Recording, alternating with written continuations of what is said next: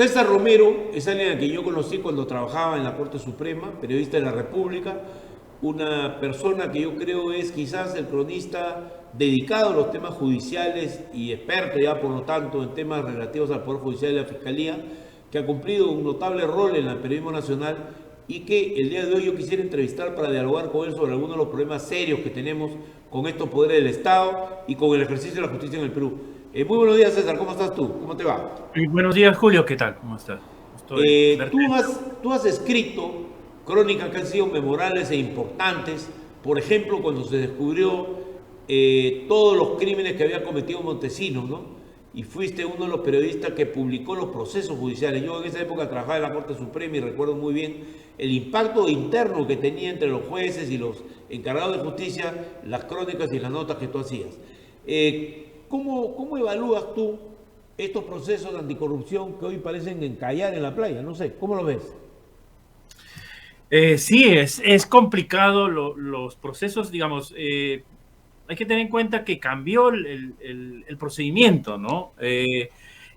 Los casos de corrupción de Montesinos de los 90, digamos, se investigaron bajo las reglas del antiguo Código de Procedimientos Penales, es decir, la investigación la realizaba un juez, o sea, el Poder Judicial realizaba la investigación y luego, que concluía la investigación, pasaba a una sala superior y, digamos, el fiscal acusaba y se realizaba el juicio y se emitía la sentencia, ¿no? Todo se concentraba en el Poder Judicial, que tenía la mayor parte del trabajo y la mayor parte de la carga. ¿Y cómo era esa investigación judicial? ¿Era más eficiente que la que hoy realiza la Fiscalía? ¿Qué opinas tú? Hablando en frío, ¿no? No todos los casos son iguales, pero hablando en frío, ¿qué opinas tú? Era más transparente, creo, ¿no? Era más transparente, digamos. La del juez, claro. La del juez. Claro. ¿Y por qué? Porque había menos secreto. ¿Cuál era la razón por la cual era más transparente, en tu opinión? Digamos, la accesibilidad a cómo iba la investigación, digamos, del interés de los jueces de explicarte qué es lo que estaban haciendo, qué es lo que buscaban cuando citaban un testigo o cuando llamaban a un perito, cuando pedían digamos, una intervención de cuentas bancarias. Entonces, había todo un mecanismo de que, y eso permitía informarle mejor a la gente, al público, cómo se estaba realizando la investigación, qué es lo que se estaba encontrando, qué es lo que ya se descartaba, y, digamos, había un avance en ese sentido, digamos, más cercano de los jueces con los periodistas. Y también una cosa que estaba observando, que los jueces en este contacto rápidamente se dieron cuenta que necesitaban avanzar en los juicios. Claro. Que todo no podía ser una investigación pues que durara 10 años, 7 años y después recién acusar, ¿no? O sea, en un año, 2 años ya se plantearon acusaciones, ya se empezaron a realizar los juicios. Recuerdo los primeros juicios que se realizaron en el penal del Lurigancho mientras se implementaba todo lo de la sede judicial en la base naval del Callao. Claro. Entonces, desde un momento, entonces ya las investigaciones empezaron a marchar en paralelo, ¿no? Claro. Por un lado, seguían los jueces de instrucción, como se llamaban, investigando, y ya tenías las salas empezando a realizar los primeros juicios. Eso no lo estamos viendo actualmente, ¿no? Hoy la investigación ha pasado al Ministerio Público, ellos realizan toda la investigación y los jueces solamente intervienen para las medidas cautelares. Como nos enteramos de los casos por las audiencias, por los pedidos de prisión preventiva, ¿no?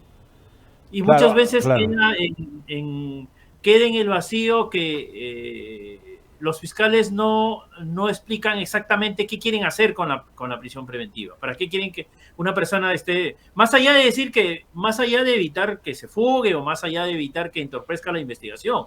Digamos, yo he visto, como tú seguramente hemos visto a través de TV Justicia, que es el canal de la Corte Suprema y del Poder Judicial, hemos visto varios hechos en los cuales los fiscales realmente no sustentan adecuadamente las razones por las cuales una persona debe irse adentro, ¿no?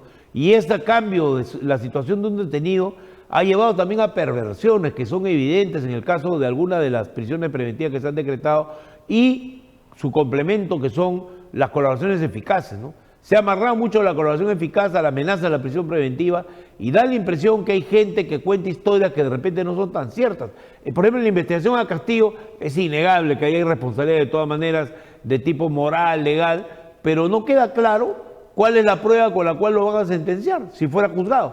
¿Por qué? Porque hay un enredo tal de testigos que se retroceden, que negocian con la fiscalía y que además todo es público. Creo que ahí hay un exceso de lo público, ¿no? Que no hace bien porque lleva a negociaciones en las cuales cada futuro testigo eficaz se vuelve, él y su abogado, se vuelven voceros públicos del caso, ¿no?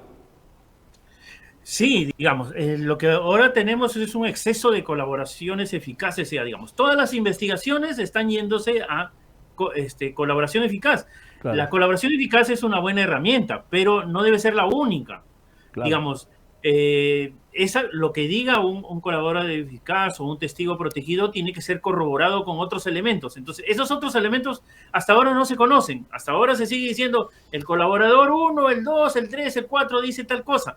Pero exactamente qué está corroborando, con qué documentos vamos a probar. El caso, si me permiten, el caso se está construyendo alrededor de la colaboración eficaz y no alrededor de una investigación. Yo tengo la impresión que ahí hay un tema quizá de falta de recursos o de metodología errada de los fiscales, pero da la impresión que no hay una investigación fiscal más allá de los papeles, una investigación que verifique, que tenga realmente capacidad de poder llegar a la verdad de un punto de vista científico, jurídico. Me da la impresión que hay la colaboración eficaz está llevando a, por un lado, a confiar demasiado en el sistema y además está llevando la prisión preventiva a que se vuelva un mecanismo pues, generalizado. Prácticamente en los casos más importantes tú estás con gente que está detenida o en prisión o sufriendo una persecución judicial que debería de obedecer a otro estadio del proceso cuando ya hay suficientes pruebas, ¿no? No sé, mi impresión. No sí, creo claro, que no hay que tener miedo, como dice Bukele, no hay que tenerle pena a los criminales, pero creo que ciertamente hay que tener respeto a los derechos también de la gente, ¿no? Claro, y sobre todo porque, digamos, a veces el fiscal dice, tengo 50 investigados, 100 investigados, pero en la realidad, de esos 50 serán condenados 10. Claro. No hay más, pero ¿por qué? La fiscalía engloba a todos y mete a todo el mundo ahí y para presionar a algunos que declaren o a otros que porque estuvieron en el lugar, pero claro, digamos, las responsabilidades, entonces, eso no es tan exacto y genera una distorsión, porque de ahí viene lo otro, que estas colaboraciones eficaces sustentan prisiones preventivas y las prisiones preventivas se han tomado como un adelanto de sentencia, cuando no es su razón de ser. O sea, una prisión preventiva no tiene como objetivo establecer la responsabilidad de un investigado, ¿no? Creo que un escándalo descomunal en ese sentido fue, por ejemplo, la prisión de la hija del presidente. Claro, como era muy público, implicaba al presidente de la República, pero en realidad tú ves ahí un personaje que de repente no tiene pues el grado de culpabilidad que tú puedes tener para certificar su haber cometido el delito, porque al final ni siquiera las obras se han terminado, se han hecho. O sea, la plata, ¿dónde está ahí? No se ve claro, ¿no? Entonces, eso no debe pasar con una prisión preventiva donde hay de por medio colaboración eficaz. Son los dichos que no están debidamente corroborados, me parece a mí. Cojo ese caso porque me pareció muy dramático lo que pasó con esa joven, ¿no? No porque sea hija del presidente, sino porque me pareció una expresión para el grueso del público de una tremenda arbitrariedad, ¿no? Sí, digamos, ese es el caso que tenemos ahorita, ¿no? Y a veces vemos los casos del momento y nos olvidamos. Por ejemplo, en el caso Lavajato, hubieron un montón de prisiones preventivas. Todos los involucrados estuvieron con prisión preventiva y todos ya salieron en libertad porque pasaron los 3 años y tuvieron que estar en libertad. Hoy los investigados de Lavajato, todos están libres.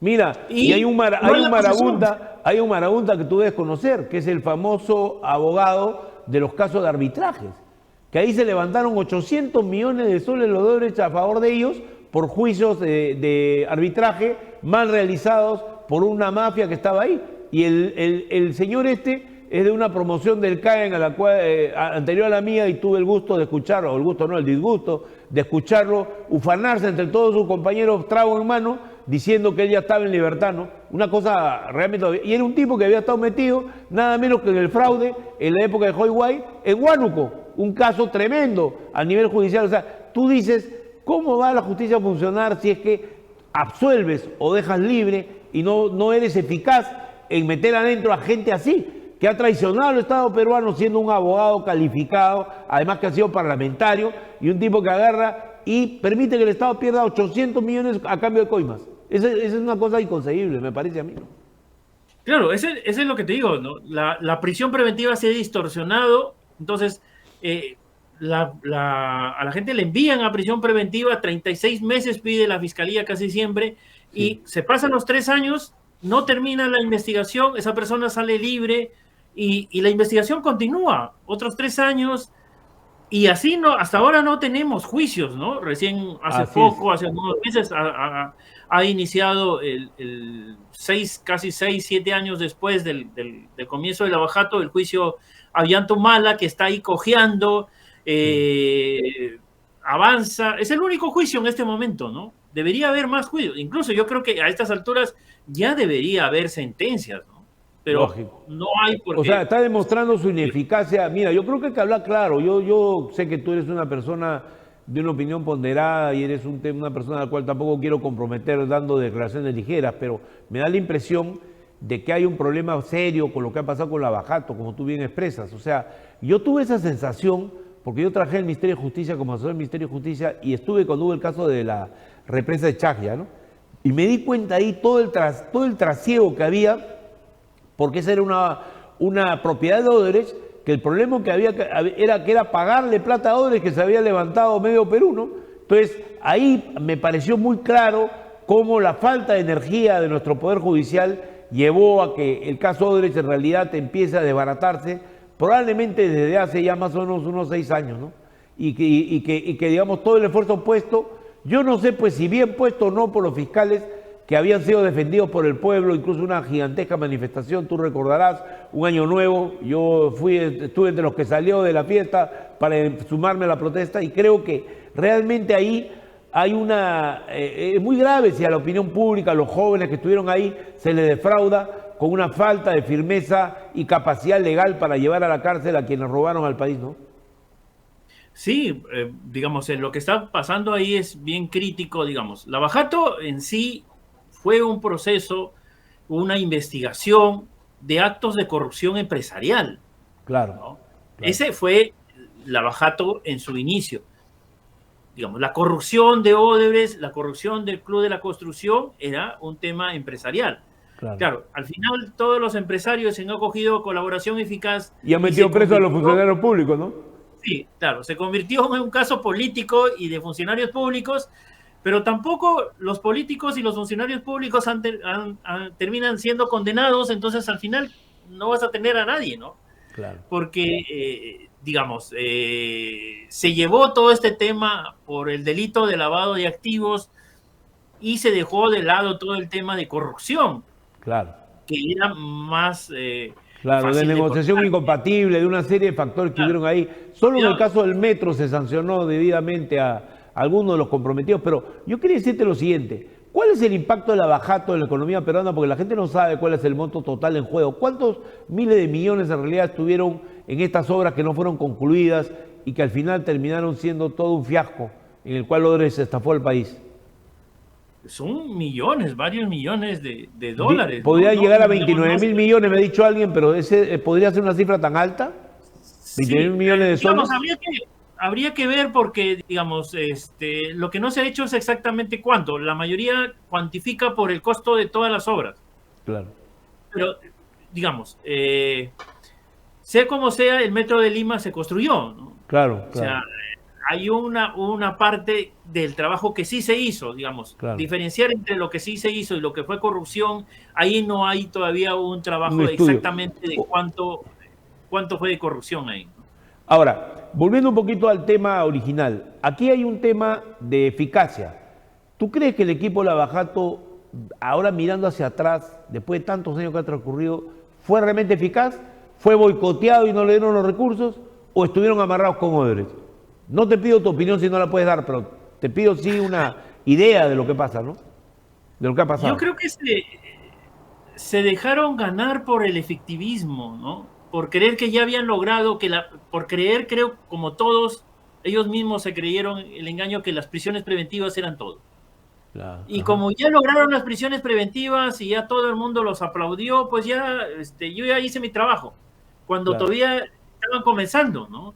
Y ahí ellos mismos se han enredado en esta suerte de querer llevar todo al delito de lavado de activos, que es un delito complejo y tiene sus peculiaridades, y digamos, el delito de lavado de activos es un tema numérico. Claro, es un tema que hay que probarlo y ojo, en la parte que yo no estoy de acuerdo para nada es que los partidos políticos, los militantes de los partidos políticos resulten responsables de ser parte de una organización criminal. Ahí sí hay una exageración absurda. O sea, los militantes del Partido Nacionalista, porque hubo de repente algún latrocinio el presidente entonces y su mujer, terminen siendo involucrados como si ellos fueran una organización criminal. Creo que eso no corresponde, ¿no? Claro, esa es la otra distorsión, ¿no? O sea, digamos, a todos se les pone organización criminal, pero no está establecido que hay una organización criminal. Eso es lo que vas a probar en el proceso. Esa es otra.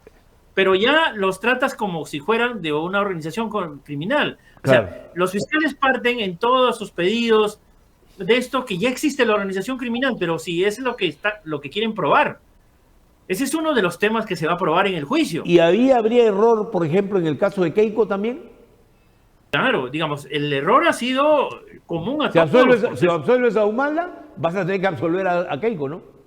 Claro, absuelves a Humala. ¿No será que están demorando el proceso porque hay una evidencia, digamos, una evidente claridad de que ahí va a haber una caída de estos procesos, ¿no? Y además, Lula subió al poder en Brasil. Y yo no lo voy a acusar de ser responsable de Odebrecht, pero obviamente él ha sido un auspiciador de Odebrecht en su país y ciertamente eso va a obligar, creo yo, algo que puede ser lo más sabio, a una negociación como la que hizo Estados Unidos. Estados Unidos agarró a los de Odebrecht al estilo como hace el FBI, ¿no? Los empapelaron, tenían todas las pruebas y los obligaron a pagar, me parece que fue $2.700 millones, una cantidad enorme, por obras que habían pagado coima en Estados Unidos. Y pasada algunas semanas, meses, ya Odebrecht estaba de vuelta trabajando porque ahí la justicia funciona cuando tú reparas el daño de alguna manera que el juez lo determina, ¿no? Y ahí las sentencias te obligan a pagar a veces hasta el 70% del daño causado. Entonces, realmente la eficacia de ese tipo de soluciones podría ser una salida al caso Odebrecht, porque si no, nos vamos a quedar con los tubos de los oleoductos tirados, sin Chavimoche terminado, sin una serie de obras concluidas que son esenciales para el país, o supuestamente esenciales para el país. ¿Tú crees que una solución así puede ser? Porque yo veo difícil que a Odebrecht se le caiga con toda la justicia, con la situación política como ha cambiado en Brasil, ¿no? Digamos ahora, y acá no se puede hacer, ¿no? Yo creo que ese caso ya por ese lado está perdido.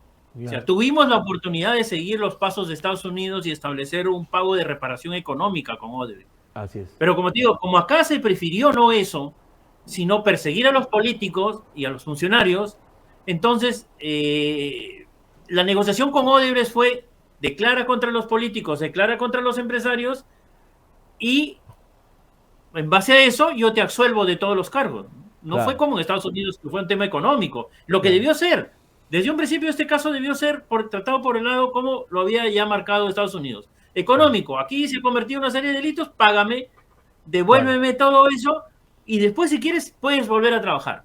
Y, claro, que acá se ha trabajado con el criterio de los empresarios nacionales que sí tenían una responsabilidad penal directa y que han influido para que el proceso siguiera la ruta larga y ha terminado también con la absolución de todos ellos prácticamente. A mí lo que más me indigna es el caso de los árbitros, ¿no? Algunos abogados destacados de Lima que se han rajado las vestiduras y han logrado que los jueces no los condenen y sencillamente me parece una burla, porque ha cesado el periodo de, digamos, límite que tenían para ser juzgados y han terminado libres por eso, ¿no? Creo que ahí hay un ejemplo de las cosas que sí no se podrían tolerar, pero sí sería sabio negociar ahora con intervención del nuevo gobierno brasilero, que no va a ser pues el que va a influir sobre el Poder Judicial, pero sí puede tener un rol diplomático, digamos, en ver una solución de ese tipo, la que se pueda, porque estamos a punto de perder el juicio y además perder la plata, ¿no? Sí, ¿No? estamos perdiendo todo. Y ahí, por ejemplo, cuando uno mira los procesos de Brasil, que lo has mencionado, Sí, si bien el proceso contra Lula se cayó, la Corte Suprema lo anuló, claro, pero por ejemplo Lula fue juzgado y sentenciado por un caso de corrupción. claro. Estaba evidente y probado y era fácil de probar. Entonces, por eso el juez rápidamente lo sentenciaron. Claro, Claro. ese caso se cayó. Pero, digamos, por ejemplo, los brasileños también estaban investigando, pero no se fueron por la ruta larga de lavado. Se han Claro. ido ellos por la ruta corta de corrupción. Y Claro. una vez que los condenas y los tienes presos con su sentencia bien clavada por corrupción, 10 años, 15 años, de repente no es mucho, pero ya los tienes condenados y ahí sigues investigando otros 10 años lavado. Y cuando terminas en 10 años, les pones otros 20 años. Entonces, pero ya la tienes a la gente, a las personas involucradas en delitos, condenados, los que tienen responsabilidad condenados y los que no tienen responsabilidad o su responsabilidad menor, ya libres. Y se establece una sanción que ahora no tenemos. O sea, César, quiere decir que hay que tener una ruta corta para los procesos y no las rutas largas que se han seguido acá, ¿no es cierto? Creo que hay una lección ahí, ¿no? Y segundo, creo que hay un tema también de recursos, lo que le cuesta al Estado un juicio. Y aquí, por ejemplo, no se incluye en la reparación civil los costes de juicio cuando el afectado es el Estado, ¿o sí se incluye? No se incluyen. Pues. Y es un costo tremendo, ¿no? Es una caja que no se repone, ¿no? Que no se repone. Eso, y que, digamos, ¿ah? no se aprende del pasado. O sea, Claro. digamos, decía, en los juicios a Montesinos también habían delitos complicados como derechos humanos, homicidio, que iban a demorar más tiempo.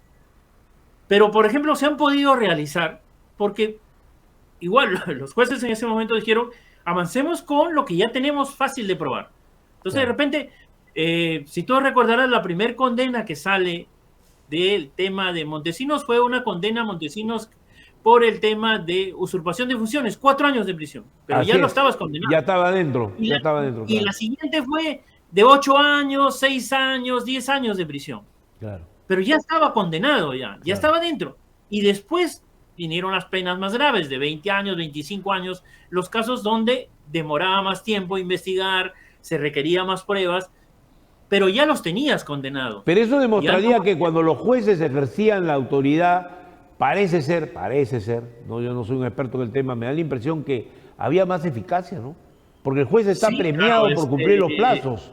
O sea, en el Poder Judicial está mucho más. Ahora, pasemos al caso Castillo, porque tengo que cerrar la entrevista en breves minutos. Quisiera, por favor, preguntarte, si me permites, ¿cuál es tu opinión de lo que está pasando con Castillo? De la investigación, de la propia fiscal de la Nación, que está, digamos, también tiene sus anticuchos que la comprometen en algunas cosas. ¿Cuál es tu impresión? ¿Va a haber acá justicia?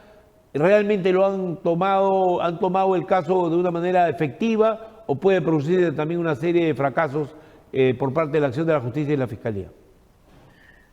Al final el caso no es tan complicado como lo pintan. Claro. Digamos, hay algunos delitos evidentes que están allí, que se cometieron. En parte, digamos, es un presidente que no tenía mayor conocimiento de en qué se metía, pero se metió a ser presidente. Entonces, hay ahí muchos errores también, gente que se aprovechó y que se van a establecer. Pero claro, acá lo han llevado otra vez todo por organización criminal. Claro. Ahí te doy un ejemplo muy claro, mi querido César. Yo, como he trabajado en Tarapoto una época en el gobierno regional, llamé a mis amigos ingenieros de allá a preguntarles sobre el puente Tarata, para que vean lo fácil que es por lo menos llegar a cierto nivel de verdad. Y les pregunto, ¿cuánto cuesta un puente de esas dimensiones en este momento allá? Máximo 70 millones de soles. ¿Y les parece a ustedes bien que el proyecto Tarata cuesta 242 o 232? Y precisamente lo que me dijeron fue, efectivamente, ahí esa obra está completamente sobrevalorada. Había que irse por el tema de la sobrevaloración de la obra. Algo más o menos fácil de demostrar con la documentación y con todo, porque ahí demuestra todo el dolo y el efecto delincuencial que eso puede tener. Que si alcanza al presidente o no, ya eso no sé. Pero lo que sí es razonable es que, como tú bien dices, hay que tener una economía procesal. O sea, ahí había que agarrarse de un tema central y no tener 139 acusaciones que son todas complejas, difíciles de probar. Con 3 o 4, como tú dices, lo guardas con una, o por lo menos con una determina la responsabilidad, si hubiera alguna, del presidente o de sus colaboradores, y se acabó. Ya tú inicias un proceso judicial más prolongado, etcétera. Pero creo que acá realmente están errados porque los medios de comunicación también juegan un rol, los vuelven parte del Star System, y un juez o fiscal se vuelve más popular que una estrella de cine, ¿no? Sí, claro, buscan la popularidad más los fiscales que otra cosa, ¿no? Claro. O sea, digamos, sobre todo los fiscales, ¿no? Porque los jueces, la Corte Suprema es muy severa en reprimir ese tipo de demandas. O sea, yo recuerdo haber trabajado con el señor Cornejo, que era un juez, digamos, que fue el que metió adentro a Curi y compañía de muchos fujimoristas del 2000, y que me llamó el 2018, cuando él asumió nuevamente la Corte Suprema. Y justamente él era muy claro en ponerlo, lo puso en vereda, por ejemplo, al juez ¿cómo se llama?, que era de todos los casos anticorrupción y hacía pareja con Vela y con Pérez. Pues él lo llamó al orden, conversó con él muy seriamente en una oportunidad y acabó con este exhibicionismo en la prensa, ¿no? Y logró que hubiera un manejo mucho más discreto en la Corte Suprema, ¿no? Y en los tribunales de justicia. Creo que ese tipo de conducta es absolutamente necesaria reponerla, ¿no? Sí, claro, por eso es que ahora, en los últimos días, has visto todo este tema de las recusaciones, las acusaciones contra San Martín, ¿no? Claro.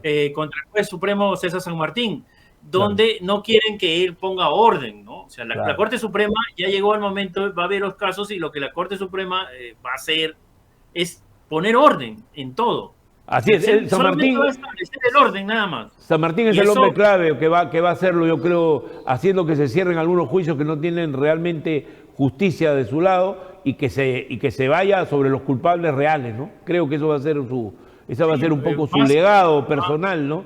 Terminando su carrera en la Corte Suprema, ¿no?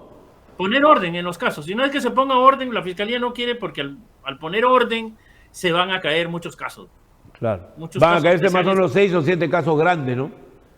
¿Okay? Y se quedan sin chamba un montón de fiscales. Creo que hemos entrado a tocar la llaguita de los temas esenciales. Hay una reforma necesaria de todos estos procedimientos y esa es parte de la tarea grande que tendrá cualquier nuevo gobernante que llegue al poder en el Perú, ¿no? Yo te agradezco mucho, César, por la entrevista. Me parece que ha sido muy ilustrativa. Los ejemplos son contundentes.